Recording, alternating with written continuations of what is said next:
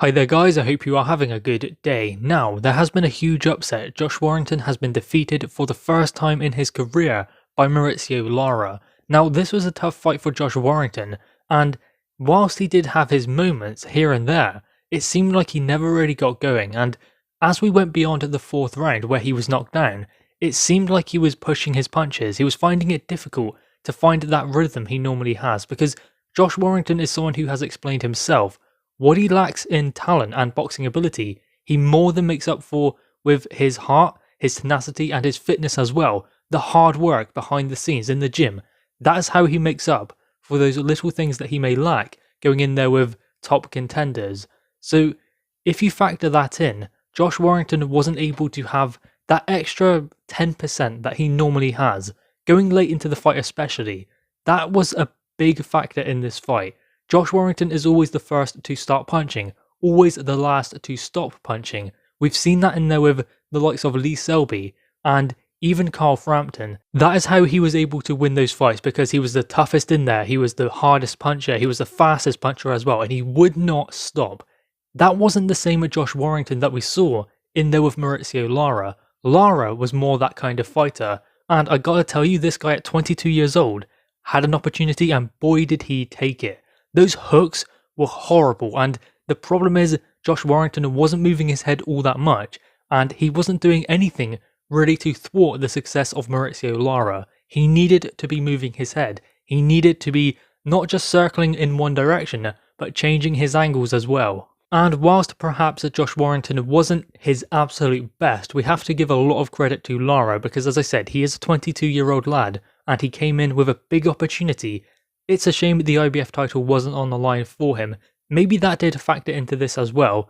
Josh Warrington had just vacated his IBF World Championship because he wanted to go a different route instead of fighting mandatories.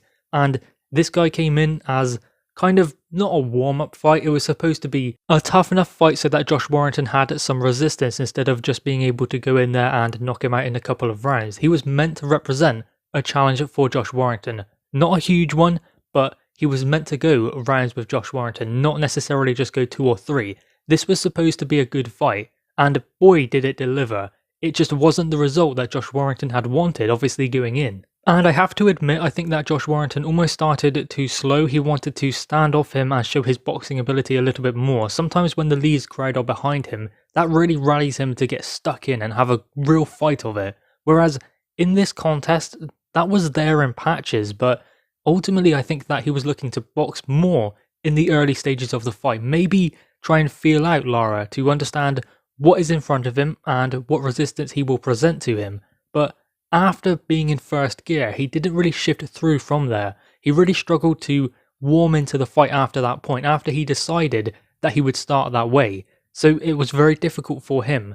Then in the fourth round came a knockdown, and he was all over the place. He'd done really well to get back to the corner after the bell, so that was great the way he was able to survive, then stick in there for another couple of rounds. But the writing was on the wall. Something was going to happen. It was in the air that night, because I just think that Josh Warrington didn't really show up how he normally did, and Lara put in a performance that exceeded expectations, obviously, because he was an unknown 22-year-old from Mexico, but those body shots, those hooks, his ability to get into the pocket and get out as well, and I mean, Josh Warrington didn't land a huge amount of punches compared to what he normally does.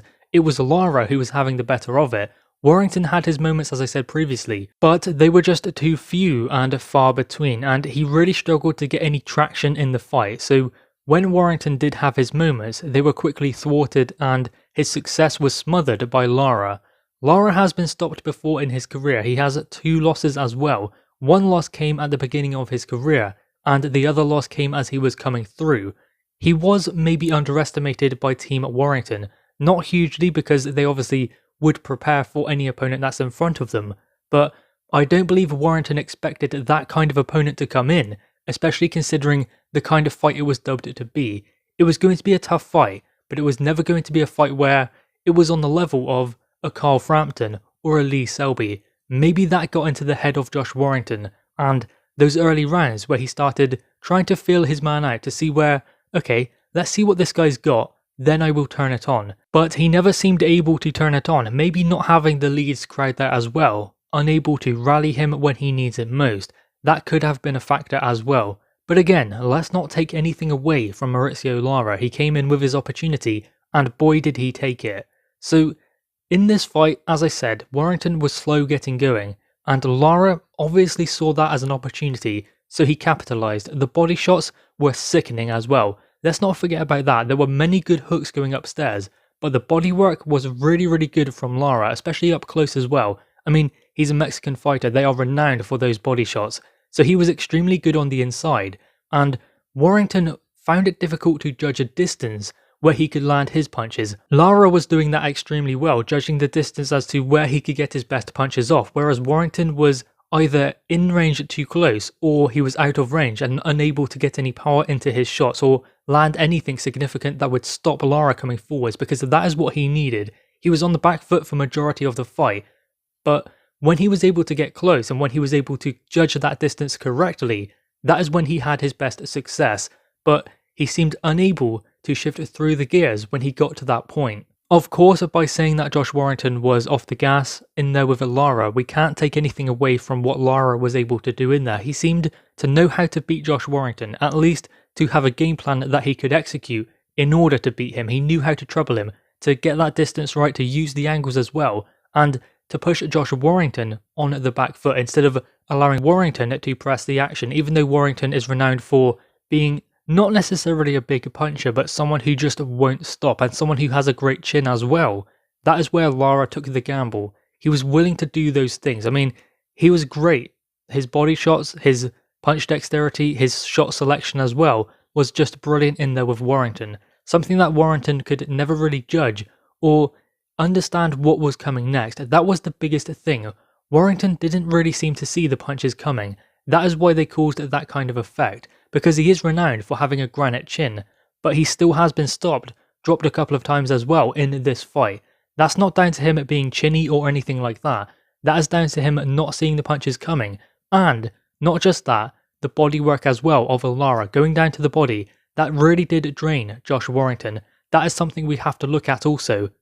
So guys, all in all, I think that this performance from Josh Warrington and the performance from Lara, I think what this represents is that Josh Warrington went in there looking to do something maybe a little bit different, to box a little bit more than he had done before, which wasn't necessarily the best game plan going in there with someone like Lara.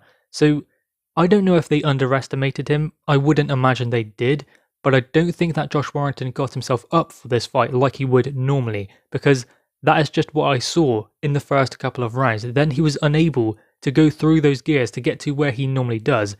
It was there in patches, but Lara knew how to thwart the success and change the angles, go down to the body. What I believe happened is that Josh Warrington didn't perform to his normal standard. He was just off the heat, and Lara exceeded expectations in there with Josh Warrington. He saw the opportunity and he took it. So you have to give him nothing but respect for doing that.